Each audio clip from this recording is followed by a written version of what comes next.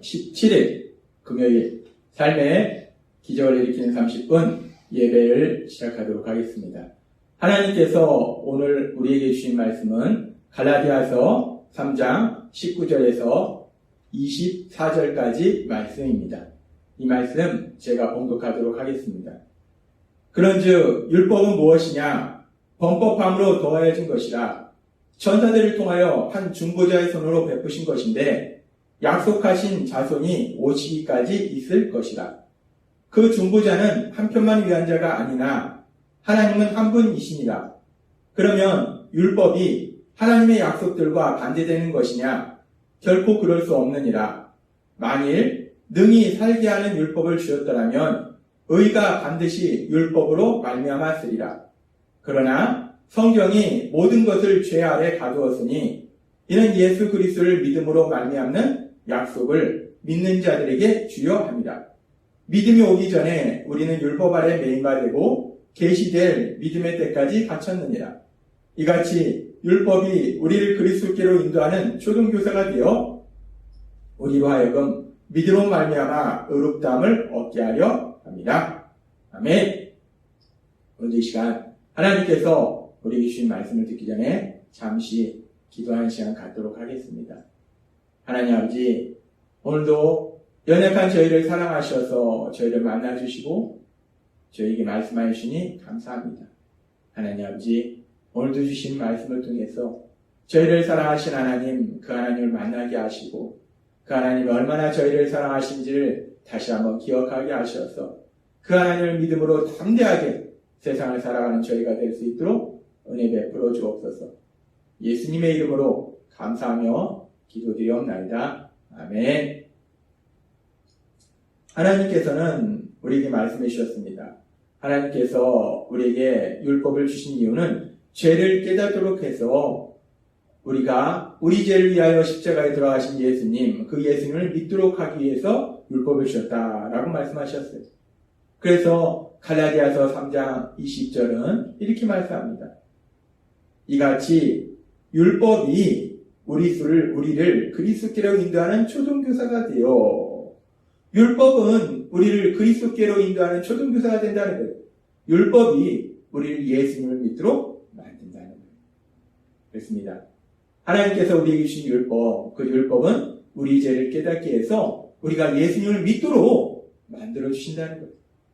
그러면서 우리가 여기서 생각해 볼 것이, 그렇다면 그렇게 율법을 주신 목적이 우리가 율법을 통해서 우리 죄를 깨닫고 그래서 예수님을 믿도록 하기 위해서 율법을 주셨다면, 그렇다면 이제 그렇게 예수님을 믿은 이후에는 율법이, 즉 하나님의 말씀이 우리의 삶과 아무런 관련이 없느냐?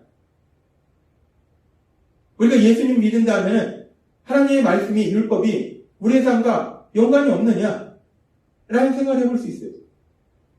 그러면서 하나님이신 예수님, 그 예수님께서 그렇게 우리를 율법의 저주에서 속량하시기 위해서 이 땅에 오셨을 때 예수님께서는 마태복음 5장 17절과 18절에서 이렇게 말씀하십니다.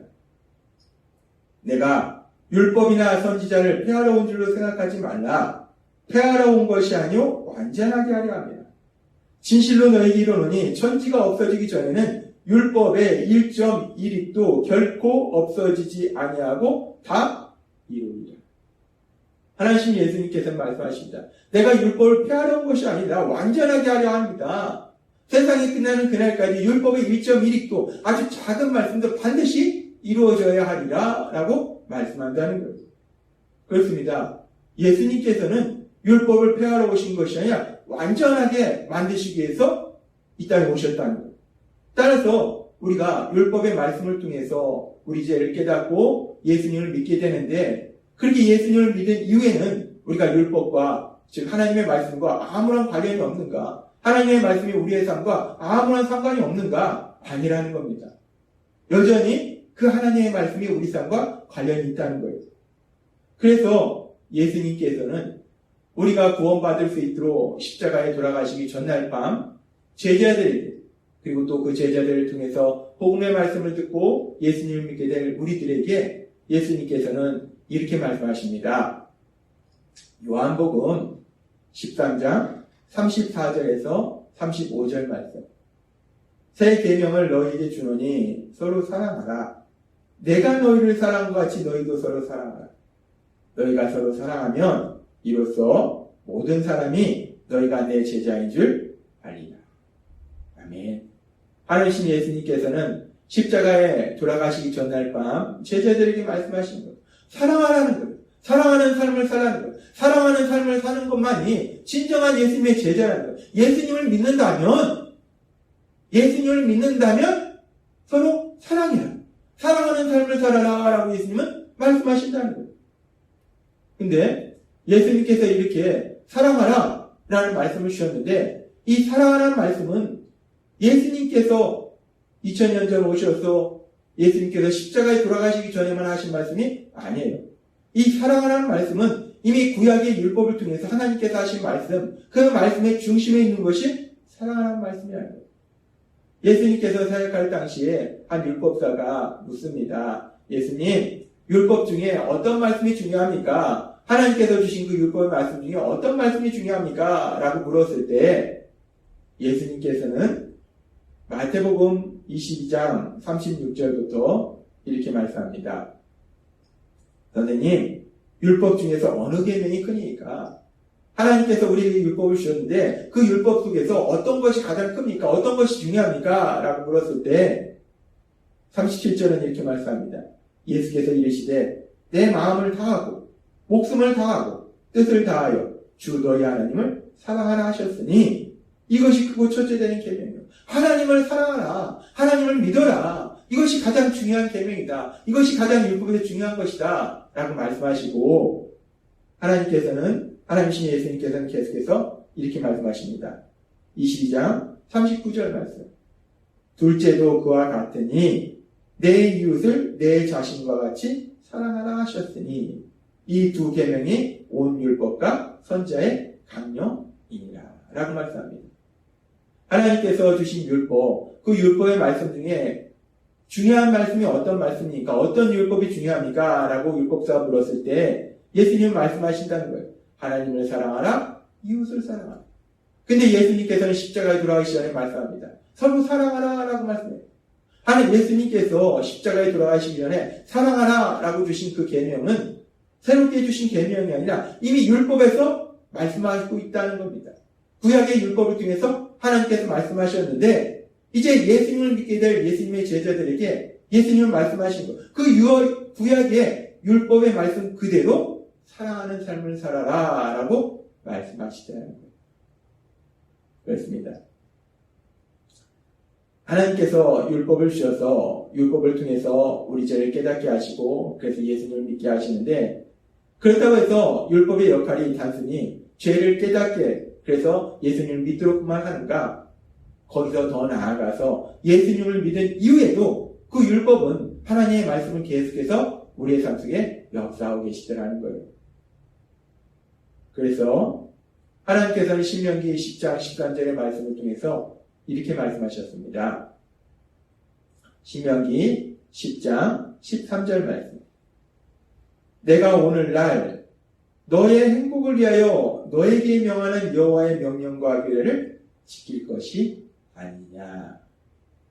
하나님께서 우리에게 율법을 주셨는데 왜 주셨습니까? 우리의 행복을 위해서. 우리가 행복한 삶을 살도록 하시기 위해서 율법을 주셨다라고 말씀한다는 거예요. 그 율법이 우리를 어떻게 행복한 삶으로 만들어주는가? 이 부분에 대해서 시편 기자는 시편 1장 1절에서 2절의 말씀을 통해서 이렇게 말합니다. 복 있는 사람은, 행복한 사람은 악인의 길을 쫓지 아니하며 죄인의 길에 서지 아니하며 오만한 자의 자리에 앉지 아니하고. 이 말씀은 죄를 짓고는 행복한 삶을 살 수 없다는 거예요. 죄를 짓고는 참된 행복을 누릴 수 없다는 거예요.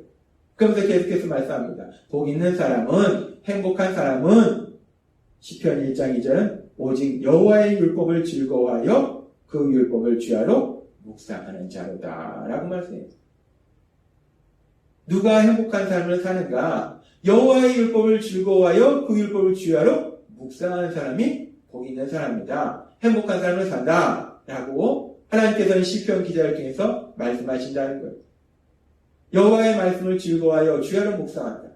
하나님의 말씀을 묵상한다는 것은 하나님의 말씀을 계속 우리 마음속에서 생각한다는 거예요. 계속 생각하고 그러면서 그 말씀을 통해서 우리 자신의 죄를 깨닫게 되고 그래서 회개하게 된다는 뿐만 아니라 더 나아가서 그 말씀을 계속 묵상하고 사랑하라, 서로 사랑하라. 우리가 그 말씀을 계속 묵상하다 보면 그래, 내가 사랑하는 삶을 살아야지. 그래, 사랑하는 삶을 살자. 라고 그 말씀을 실천하는 삶으로 나아가게 된다는 거예요. 여호와의 말씀을 묵상한다는 것은 그렇게 하나님의 말씀을 통해서 우리 자신의 죄를 깨닫기도 하고 더 나아가서 하나님의 말씀을 실천한다는 거예요.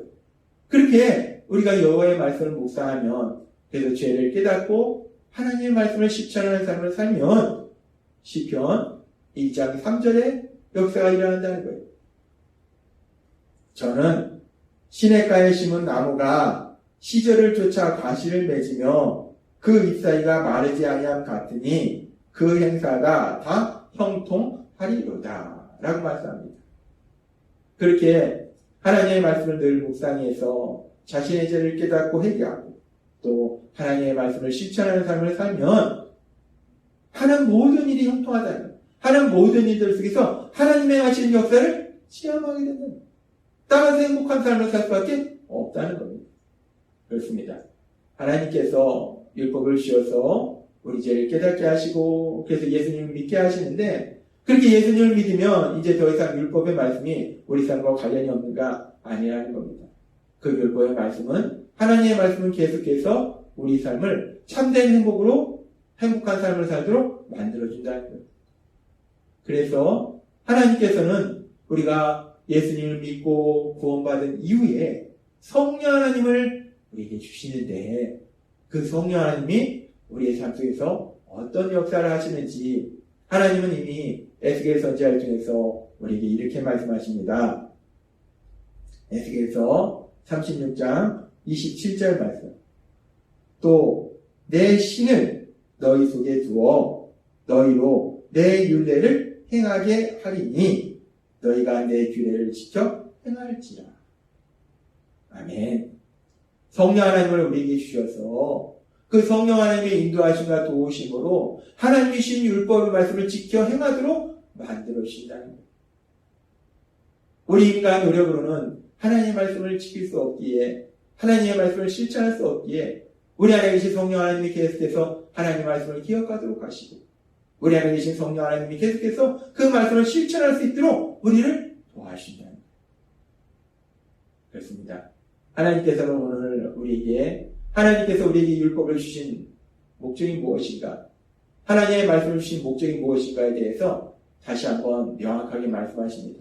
하나님께서는 우리에게 율법을 주셔서 1차적으로는 우리가 우리 자신의 죄를 깨닫고 그래서 예수님을 믿도록 하기 위해서 율법을 주셨고 그런데 율법의 목적이 역할이 거기서 끝나는 것이 아니라 이제 더 나아가서 우리가 예수님을 믿을 때 이제 예수님을 믿은 이후에도 우리가 하나님의 말씀을 실천함으로 인해서 하나님이 주신 참된 복을 누리도록 하시기 위해서 율법의 말씀을 하나님의 말씀을 우리에게 주셨다는 거예요.